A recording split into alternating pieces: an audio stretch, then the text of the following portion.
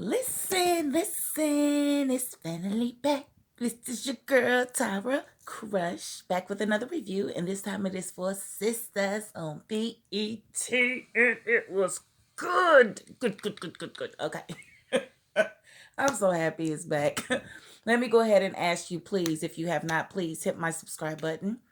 Thank you in advance. Oh my God, this was a good episode. And then it started kind of slow. I didn't really want to throw anything at the TV, so I would say I would give this episode probably an 8.5, 9. Okay, so what happens, you want to know? Okay, so it started out, of course, they still in the bank. Gary's about to leave. He's all extra dramatic as usual. You know, I loved you. Love you. Love you, Andy. I love you. I gave you everything, Andy. I love you. Boy, boo, go on. And your wife, right? So she's all distraught, like, I love him. I love him. I love him. I'm sorry, Andy. I cannot with you.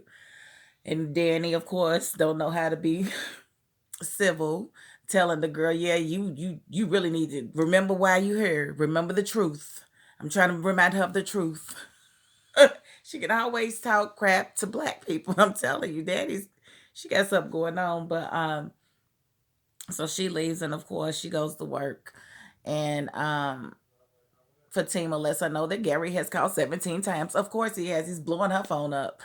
Gary's crazy. Like, she's talking about all these things that Gary was: caring, loving, what about crazy, creepy, stalkerish, violent, impulsive, insecure.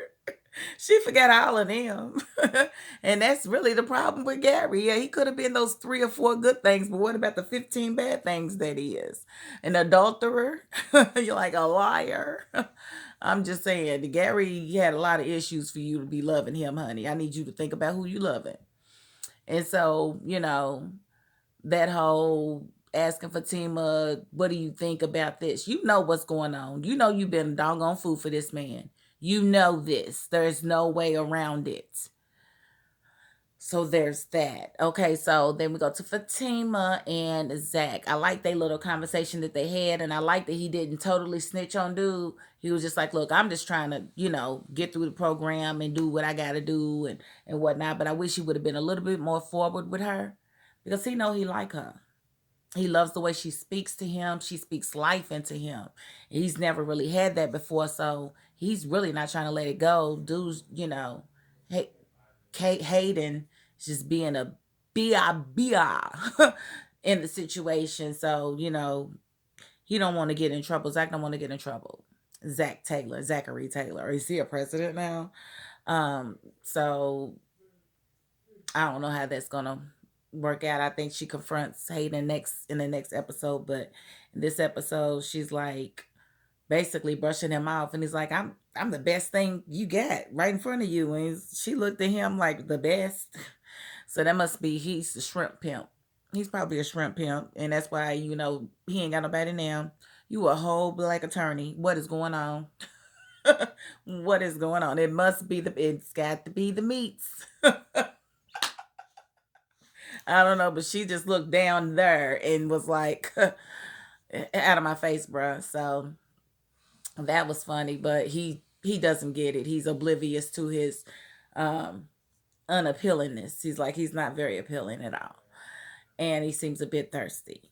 And then we have Sabrina and Calvin and Maurice. Maurice, of course, still hilarious. Hilarious. And Calvin coming in acting like he didn't care about Sabrina, whatever, care about what was going on with that, but then sees her in the office with the new employee, and he's like, "Who is that? Why are you worried about it, Calvin? If you liked it, then you should have put a ring on it. You should have put a ring on it." But what got me in that whole little scene was Maurice talking to him about touching his stuff. He said, "And don't be touching my toys either." And he was like, then that was low. He said, "You know you like it." Why Calvin gonna get mad? Like, dude, that is not a straight trait. It's just not. And you act like she was wrong for questioning it. You took the whole dildo and shoved it up your butt. Like, no lube or nothing. Like, you were used to that. And I don't know how I'd have been able to take it, but Maurice is a fool for even bringing that up. Like, leave my toys alone, too. I'm sorry, but that is hilarious. And let's see, I think dude really does like her, and I think she kind of likes him a little bit, but she's trying to keep a distance because she really likes Calvin. So we'll see how that plays out, if he'll come back or what he's gonna do. And then we have Karen. She goes to work, and her coworker lets her know that $5,900 has been charged on her business account, and it was charged. They said by Zach Taylor. Now, I don't know. I don't see Zach doing nothing stupid like that. I just don't see him doing that. Like Danny said, he ain't trying to go back to jail, and I just don't take him to be a dishonest person. Like, I don't take him to be a thief. Now, what I think, if I had to choose what happened with that card, I would say that Aaron has something to do with it.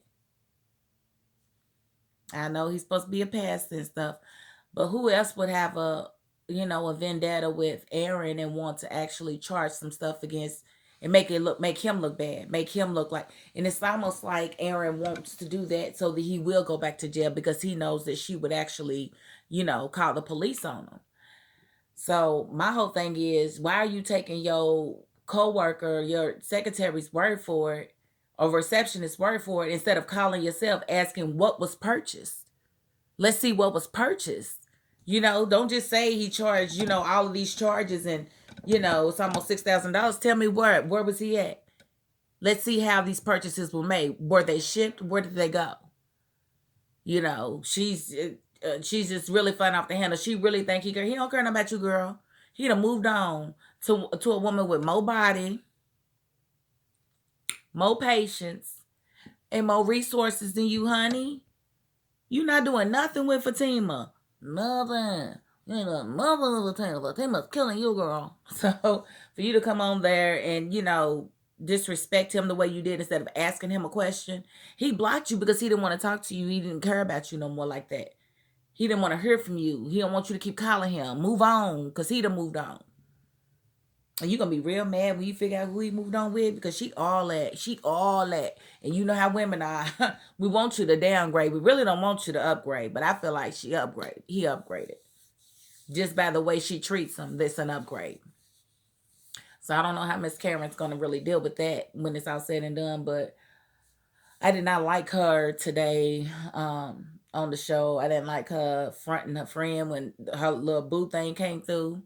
I don't know. I didn't like her feel. And of course she had a reason to be upset and angry or whatever, but you need to do your own investigation. You just took her word for it and just flew all the way off the handle, and you about to go probably file charges on this man, and he didn't do nothing wrong, do you? I don't understand it. But yeah, so and then the end, Danny and these mugs are gonna come in talking that crap. Get your hairy black butt away from my brother and all of this. Man, I'd have smacked far. Man, we are in the airport. I'm about to have y'all carried out of here. Y'all about to be on the no-fly list. I feel threatened. You not about to come up here and intimidate me, because I'm gonna mess you up myself. Like, y'all think y'all gonna do something to me? What you think I'm gonna be doing when you think you doing something to me? What you think I'm gonna be doing? You think I'm just gonna be letting you do it? Or you think I'm gonna do something back? People be crazy. They think that they can just tell you and just bully you like you ain't got any type of fighting mechanisms at all. Make that make sense. But she didn't say anything. She just pretty much took it. So I want to know where the heck Preston is and why he even allowed that to happen.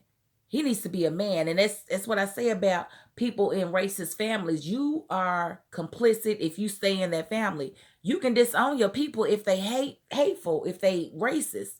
You can disown them. In fact, you're expected to disown them if you are not that way.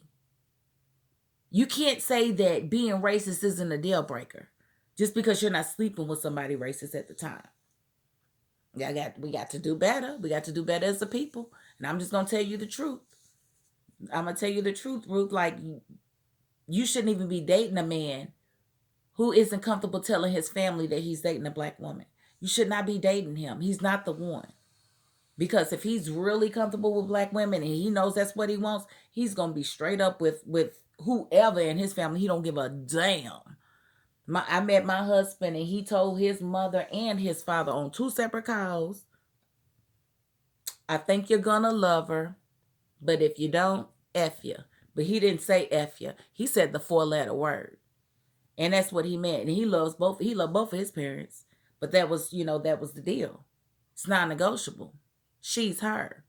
So yeah, y'all, if we're gonna interracially date, you gotta pick the right one. And then Preston, he had too many strikes against him, and then he gave her the pot to piss in. I told you I ain't gonna never forget that. I ain't gonna never forget that. Never, never, never, never, never. When you come from a racist family, you knew what you was doing. Ain't no apologies. I'm not taking them. So that's about all I have to say about this episode. It was a great episode. I cannot wait till Wednesday. It seems like it's so far away. I have been counting down. I have been counting down to this day, and it finally got here, so I'm excited. So thank you guys for watching. Again, if you have not, please hit my subscribe button. That is my $5.02. Peace.